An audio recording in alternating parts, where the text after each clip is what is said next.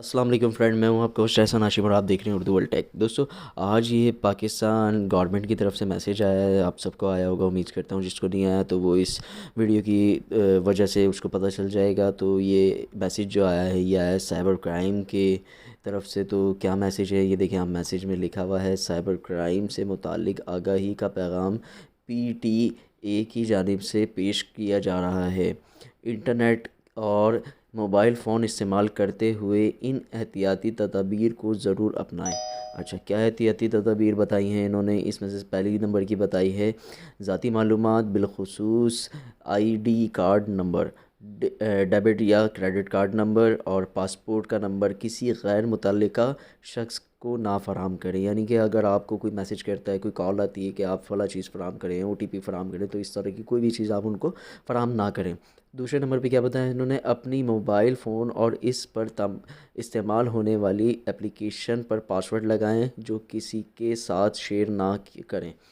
तो इसमें इन्होंने बताया कि आप अपनी एप्लीकेशन जो भी, जैसे कि आप बैंकिंग की एप्लीकेशन यूज़ करते हैं, व्हाट्सएप यूज़ करते हैं, और इस तमाम डिटेल वाली जिसमें आपकी सिक्योरिटी जाने का ख़दशा होता है, उन एप्लीकेशन पे आप पासवर्ड लगाएं। और तीसरे नंबर पे इन्होंने बताया है, नावाकिफ़ कॉलर्स की जानिब से भेजे गए SMS या व्हाट्सएप का जवाब ना दें और ना ही भेजे गए किसी लिंक या अटैचमेंट पर क्लिक करें। यानी कि अगर आपको कोई कॉल आती है या आपको कोई SMS आता है व्हाट्सएप पे कि आप अपना वो OTP शेयर कर दें, या कॉल आती है, जैसे अमूमन मैंने रिसेंटली एक वीडियो बनाई थी बैंकिंग के रिलेटेड, तो उसके अंदर मैंने आपको लाइव सुनाया भी था कि एक कॉल आई और उसके अंदर किस किस तरीके की उन्होंने बात की।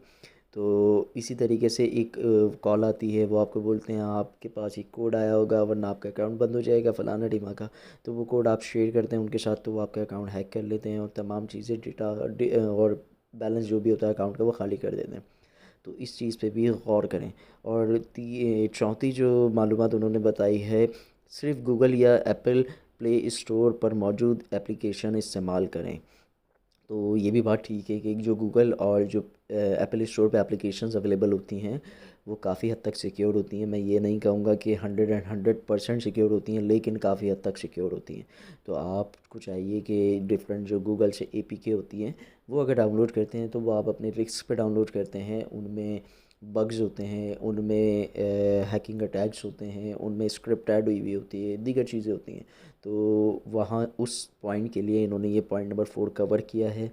तो लेकिन पॉइंट नंबर 4 पे प्ले स्टोर पे भी कुछ एप्लीकेशंस ऐसी हैं जो कि स्पैमिंग कर रही हैं और दीगर चीज़ें कर रही हैं। तो प्ले स्टोर 100% सेव नहीं है, लेकिन सेव है।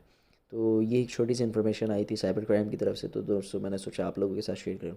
तो दोस्तों उम्मीद करता हूँ ये वीडियो आपको पसंद आई होगी। अगर ये वीडियो आपको पसंद आई तो प्लीज़ इसे लाइक कीजिए, और आपका कोई सवाल है तो आप कमेंट कर सकते हैं। This is Hasan signing off. अल्लाह हाफिज़।